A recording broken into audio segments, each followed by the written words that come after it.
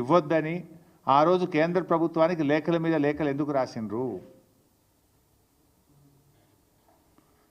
ఇదే చంద్రబాబు నాయుడు గారి ప్రభుత్వము ఆ రోజు కాళేశ్వరం ప్రాజెక్టుకు మనకు అన్ని అనుమతులు వచ్చినాయి. ఒకటి అన్ని ప్రాజెక్టుకు రావాల్సిన సిడబ్ల్యూసి నుంచి 9 డైరెక్టరేట్ల నుంచి తెచ్చాం, ఎన్విరాన్మెంట్ క్లియరెన్స్ తెచ్చాం, లాస్ట్కు టీఏసీ ద ఫైనల్ క్లియరెన్స్ కూడా ఆ రోజు మేము తెచ్చుకున్నాం.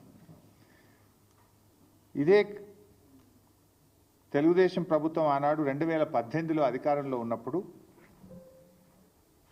కేంద్ర జలవనరుల శాఖకు రాసిన ఉత్తరం ఇది. ఇందులో చాలా స్పష్టంగా ఏం రాస్తారంటే, Kaleshwaram project unilaterally without approval from FRMB, apex council or CWC against the provisions under section 84(3), 85(d) of AP Reorganization Act 2014.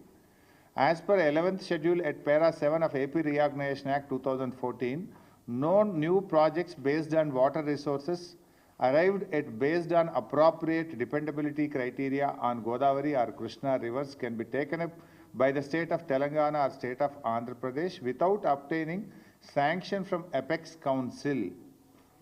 ఇది మీరు రాసిందే. అయితే ఆ రోజు కేంద్ర ప్రభుత్వం కాళేశ్వరం కొత్త ప్రాజెక్టు కాదు, ప్రాణహిత చేవెళ్ళ కొనసాగింపే కాళేశ్వరం ప్రాజెక్ట్ అని చెప్పి ఆ రోజు కాళేశ్వరానికి కేంద్ర ప్రభుత్వం అన్ని అనుమతులు కూడా ఇచ్చింది. ఇట్లా చాలా ఉత్తరాలు రాశారు. చివరికి మనం తుమ్మిళ్ళ లిఫ్ట్ ఇరిగేషన్, మన భక్త రామదాస్ లిఫ్ట్ ఇరిగేషన్ కట్టాం గోదావరి మీద. భక్త రామదాస్ అనేది కూడా ఆల్రెడీ ఉన్న ఆయకట్టే, అది ఎస్ఆర్ఎస్పిలో భాగంగా ఉన్న ఆయకట్టుకు టేలెండ్కు నీళ్లు రావడం లేదని మనము చిన్న లిఫ్ట్ పెట్టి పాలేరు నియోజకవర్గానికి నీళ్ళు ఇచ్చాం. ఈ లిఫ్ట్ కూడా ఆపేయాలి, దీన్ని రద్దు చేయాలి, ఈ లిఫ్ట్ కట్టనీయొద్దు అని చెప్పి కూడా అప్పటికి ఆంధ్రప్రదేశ్ ప్రభుత్వం కేంద్ర ప్రభుత్వానికి సిడబ్ల్యూసికి లేఖ రాసింది. ఇట్లా చాలా లెటర్లు. ఇది చంద్రబాబు నాయుడు గారు స్వయంగా రాసిన లెటర్. మీరు పాలమూరు ఎత్తిపోతల పథకానికి అనుమతి ఇవ్వద్దు, దిండి ఎత్తిపోతల పథకానికి అనుమతి ఇవ్వద్దు, ఇది కొత్త ప్రాజెక్టు, మీరు ఎట్లా స్టార్ట్ చేస్తారు, దీన్ని ఆపాలి అని చెప్పి స్వయంగా చంద్రబాబు నాయుడు గారు ఆయన ఓన్ హ్యాండ్ రైటింగ్తో రాసిన లెటర్. సరే, ఇట్లా ఇవన్నీ ఒకటి కాదు రెండు కాదు, ఆంధ్రప్రదేశ్ ప్రభుత్వం రాసిన 20-30 లెటర్లు ఇవి.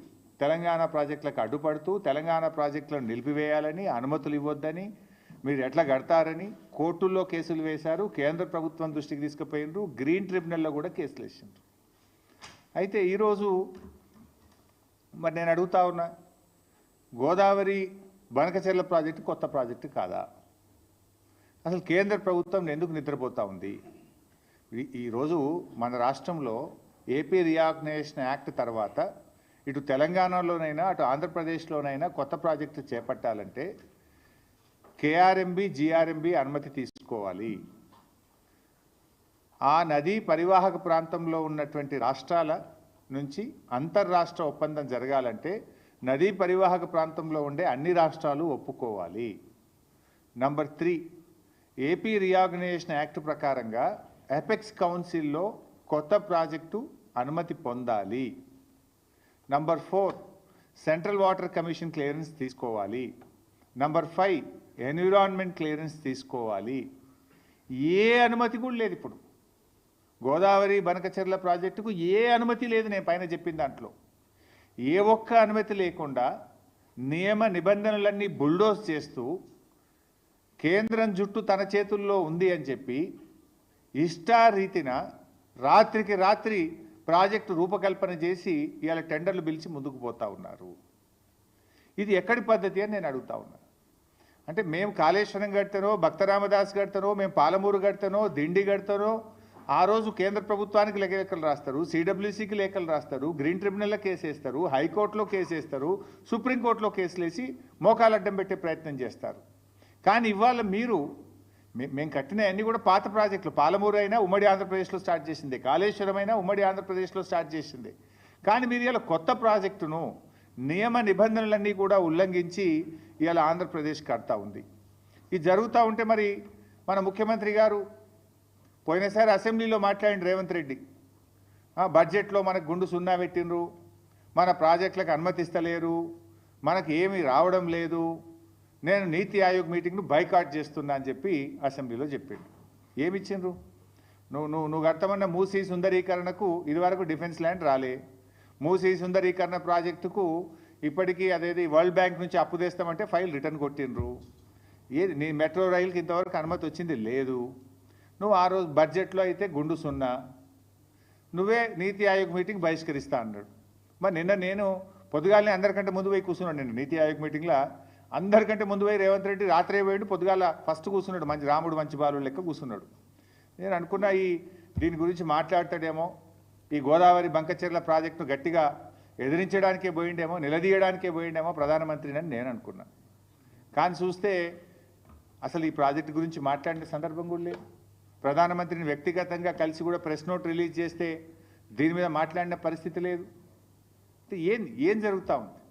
రేవంత్ రెడ్డి మాట్లాడాడు, ఉత్తమ్ కుమార్ రెడ్డి అయితే అసలే మాట్లాడాడు. ఏం చేస్తున్నట్టు? నీటిపారుదల శాఖ మంత్రి ఏం చేస్తున్నట్టు? ముఖ్యమంత్రి ఏం చేస్తున్నట్టు? ఈ రాష్ట్రానికి ఇంత తీవ్రమని నష్టం జరగబోతూ ఉంటే ఎందుకు స్పందించరు? ఇవాళ మనకు గోదావరిలో 959 టీఎంసీల నీళ్లను బచావత్ ట్రిబ్యునల్ మన రాష్ట్రానికి ముఖ్యంగా తెలంగాణ ప్రాంతానికి కేటాయించింది. మరి ఆ 959 టీఎంసీలను మనం వాడుకోవాలి కదా. ఇవాళ పైకి ఏం మాట్లాడుతున్నారు? లేదా ఇవి సముద్రంలో కలిసే నీళ్ళు అంటున్నారు. సముద్రంలో కలిసే నీళ్లు కావివి. తెలంగాణ రాష్ట్రం వాటిని వాడుకోలేదు కనుక, పూర్తి స్థాయి వినియోగంలోకి తేలేదు కనుక ఆ నీళ్లు కిందికి ప్రవహిస్తూ ఉన్నాయి. రేపు తెలంగాణ 959 టీఎంసీలు పూర్తిగా వినియోగించుకుంటే అక్కడ నీళ్లు ఉండవు. దీని వెనుక ఉన్న కుట్ర ఏంది? ఇవాళ ఇప్పటికే ఆంధ్రప్రదేశ్ గోదావరి నది మీద ట్రిబ్యునల్ వేయాలని చెప్పి సెక్షన్ 3 కింద కేంద్ర ప్రభుత్వానికి కంప్లైంట్ చేసింది. సో గోదావరి ట్రిబ్యునల్ వచ్చే లోపే ఈ బనకచెర్ల ప్రాజెక్టును త్వరితగతిన నిర్మించి, ఆల్రెడీ ప్రజాధనం ఖర్చు అయిపోయింది, ఆల్రెడీ మేము ఖర్చు పెట్టేసినాము, దీనికి నీళ్లు కేటాయించండి అని చెప్పి ట్రిబ్యునల్ ద్వారా నీళ్లు తీసుకోవడానికి ఒక పథకం ప్రకారంగా జరుగుతున్న కుట్ర ఇది. ఎట్లా సాధ్యమైతే చెప్పండి? నిజంగా 959 నువ్వు పూర్తిగా వినియోగించుకున్నప్పుడు అప్పుడు నీళ్లు కిందికి పోతే దాన్ని లెక్క తేల్చాలి. దానికి సిడబ్ల్యూసీ ఉంది, హైడ్రాలజీ ఉంది, అన్ని క్లియరెన్స్లు తేవాలి కదా. ఏ క్లియరెన్స్లు లేకుండా వాళ్ళు కడుతూ పోతుంటే ఎందుకు రాష్ట్ర ప్రభుత్వం మౌనంగా ఉన్నది? ఎందుకు రాష్ట్ర ప్రభుత్వం దాన్ని అడ్డుకోలేకపోతున్నది? There are many forums. నిన్న నీతి ఆయోగ్లో రేవంత్ రెడ్డి ఎందుకు ప్రశ్నించలేదు నేను అడుగుతా ఉన్నా. ఇంకా బాధ కలిగే అంశం ఏంది? 8 ఎంపీలు కాంగ్రెస్ గెలిచే, 8 ఎంపీలు బీజేపీ గెలిచే. 16 ఎంపీలు గెలిస్తే ఏం లాభం ఈరోజు రాష్ట్రానికి? బడ్జెట్లో ఏమి రాదు. మన నీళ్లను కూడా తీసుకుపోతూ ఉంటే బీజేపీ ఎంపీలు మాట్లాడరు, నా కాంగ్రెస్ ఎంపీలు మాట్లాడరు. పార్లమెంట్ను స్తంభింపజేయాలి కదా. ఏం చేస్తున్నట్టు బీజేపీ ఎంపీలు, కాంగ్రెస్ ఎంపీలు? ఎవరికి కూడా బాధ్యత లేదా? ఒకరు రాష్ట్రంలో అధికారంలో ఉన్నారు, ఇంకొకరు కేంద్రంలో అధికారంలో ఉన్నారు. కేంద్రంలో అధికారంలో ఉన్న వాళ్ళు చట్టాన్ని ఉల్లంఘించి